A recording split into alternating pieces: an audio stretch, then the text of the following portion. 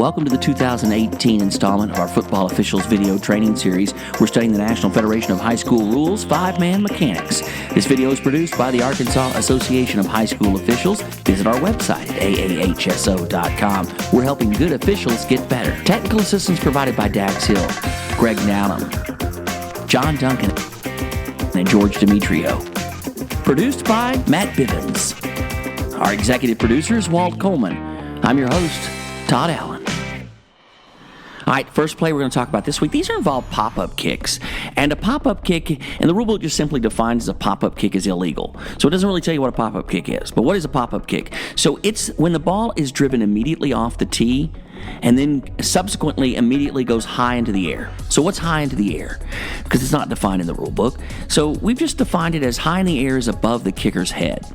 So it's real simple to be consistent with that week to week and from team to team. So the ball immediately into the air, then high above the kicker's head. And all three of these plays, what I'm going to do is I want to just stop the video, draw a line above the kicker's head. You can see the ball is here. It's above the kicker's head. And like I said, we've got several of these. So we'll do the same thing with all of them. So again, it's important that you understand that a pop-up kick is when the ball is driven immediately into the ground and then pops up high into the air.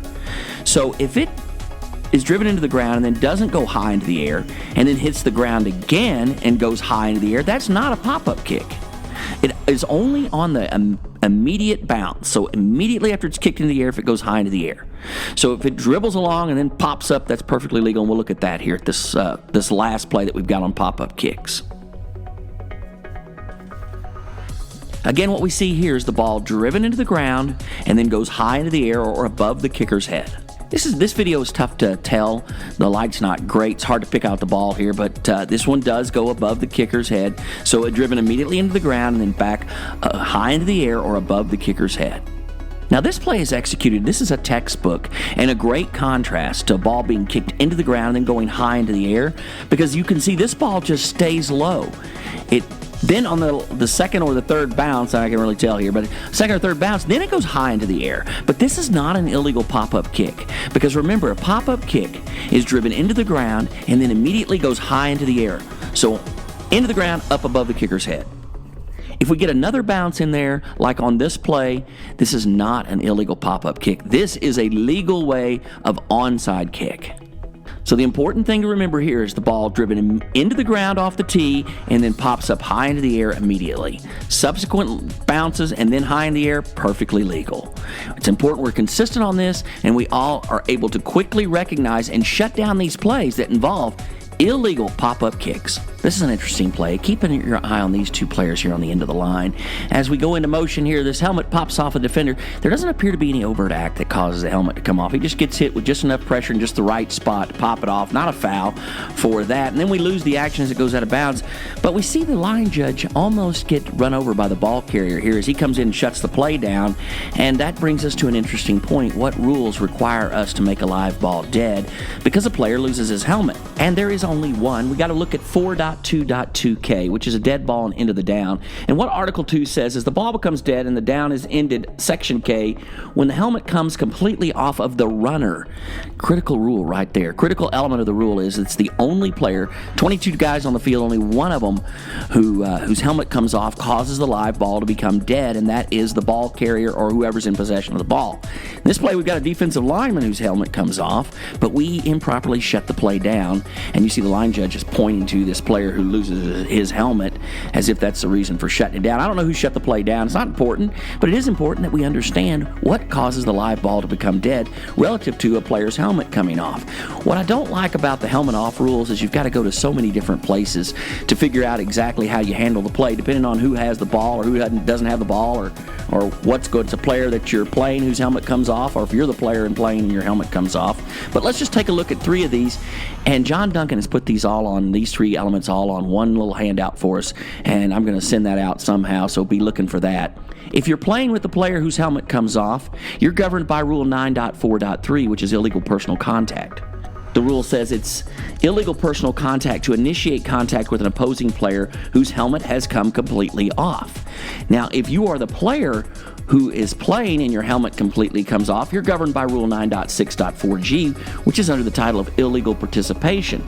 And G says that for a player whose helmet comes off completely during a down, to continue to participate beyond the immediate action in which the player is engaged, it is a foul for illegal participation. What do we mean by the player is engaged? The immediate action. So we're blocking, my helmet comes off, and I shove you away. Right as my helmet comes off, or immediately after it comes off, immediate action. Now, after my helmet comes off, I take two or three steps, charge back into you and block you. Now we have illegal participation. Any doubt of whether it was continuing action or not continuing action, put it in the continuing action category. We should have a clear distinction. We should absolutely know that that was a second act, or it was something other than immediate action when we look at the film. It should be obvious to all of us. So when in doubt, leave it out, and we just want to make sure that we do not shut these types of plays down for a player's helmet coming off unless that player is in fact in possession of the ball. On this play, keep your eye on this receiver here, and we're just going to drop back and drop the ball out here into the flat, let him run in space. Obviously a speedster here, a good athlete, gets out here and gets wrapped up by a defender and then gets, that hit right there. And that's the one that I want to talk about. Let's give you a couple of looks at this. We only got one camera angle, but as you can see, if you watch this closely, let me really slow it down. And back judge, this is where you're going to have to get your head up because we need you in this play. You've got the best angle to see. This is illegal helmet contact. We take a shot here, helmet to helmet, and the question becomes then, is this a defenseless player? And I want to first look at what exactly is illegal helmet contact, and I want you to look at 9.4.3 I2, illegal helmet contact against an opponent being held up by other players and now we get into the illegal or the defenseless opponent part of this in 3, illegal helmet-to-helmet contact against a defenseless opponent. And we know with a defenseless opponent we could have a targeting foul, which could be a disqualification on that. But I don't think this rises to the level of a disqualification because I don't think this is a defenseless opponent. Why? This is where it gets a little bit tricky because we have to define what is a defenseless player, and that is in the rules for us in 2.32.16. And a defenseless player, remember, that's a player who's, because of his physical position and focus of concentration, is going to be more vulnerable to injury. And a player who initiates contact against a defenseless player is responsible for making the contact legal, and when in question, the player is defenseless. So we look at D and the definitions of a defenseless player, and it's a runner who in the grasp of a tackler and whose forward progress has been stopped. So does this player, and we look at it in real time so you can see it at real speed, is his progress stopped? He's definitely in the grasp of his opponent. So the illegal helmet contact is in play here because he is in the grasp of an opponent. But is he defenseless? He's not defenseless until his forward progress has been stopped. Man, this is really, really close, and I could make a case that he's still making forward progress, but when in doubt, make him a defenseless player. This is all about protecting the student athletes, and we've got to get rid of this helmet contact in the game. We've just seen way too much study. There's been way too much litigation about the long-term effects of concussions on student athletes. So we're just going to eliminate this. It's up to this defender coming in when his opponent is in the grasp of his teammate. You just got to change your target. You're just going to have to lower the focus and get down on the body. Perfectly legal here to lower the shoulder and hit this player or to tackle him. But if you come in and make helmet contact, helmet to helmet, then that's going to be a flag. It's going to be a foul. And if we rule this player as defenseless, then it's going to be a disqualification. So lots of emphasis on this. And I think this is good to look at this play. We look at it full speed again. I think it's good just to look at these types of plays and to talk about them. Great to talk about them into your pregame. So when you see them on the field, you recognize them. Tough for the line of scrimmage official to get because you're kind of straight line behind this. Back judge, this opens up right to you. We need you to step up, make this call. This is a foul for helmet-to-helmet contact. I'm going to try to point out a couple of things. Got 3 or 4 plays here to look at, all these involving the same player in the same game. And the important thing here is the difference when you look at these plays individually, and we'll do that and talk about them. And you look at them individually and you see suspect play.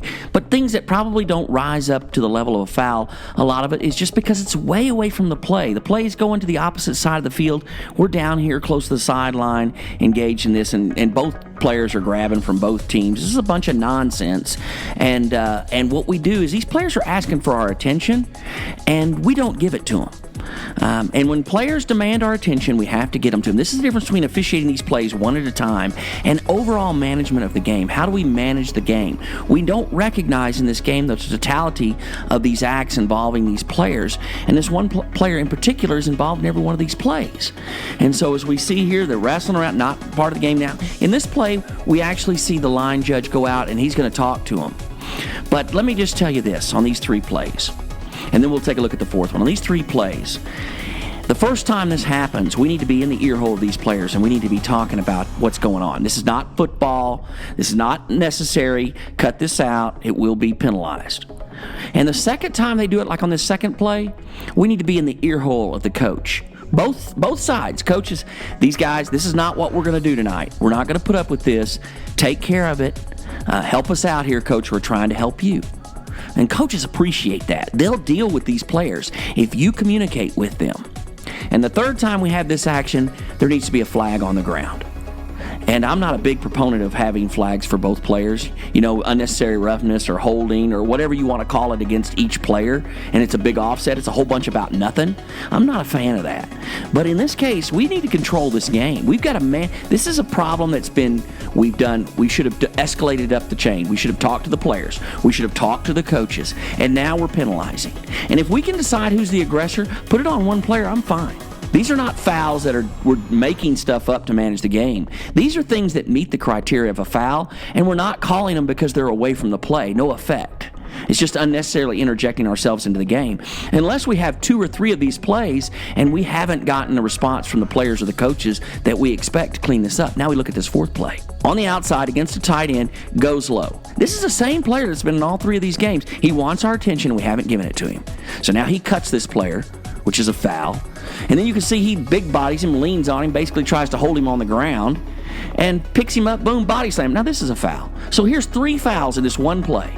An illegal block below the waist. We've seen that. And then holding by the offense, trying to lay on him. We've seen that. And then this body slam, which is out. This is big. This is big. Everybody in the stadium probably saw this. And we may have actually even thrown a flag. And that's not important. And none of this is who these are, where these are is important. What's important is you look at these plays one at a time, and they're not something that are quality fouls that we want called, because they don't have any effect on the play. But with the totality of them determines what kind of a game manager we are. If we can handle these things by talking to these players, letting them know that we're there. We handle these things by talking to the coaches, getting them involved, and cleaning this play up. And then we throw a flag before this gets out of hand. We don't have these problems. The difference between officiating one play at a time and overall management of the game.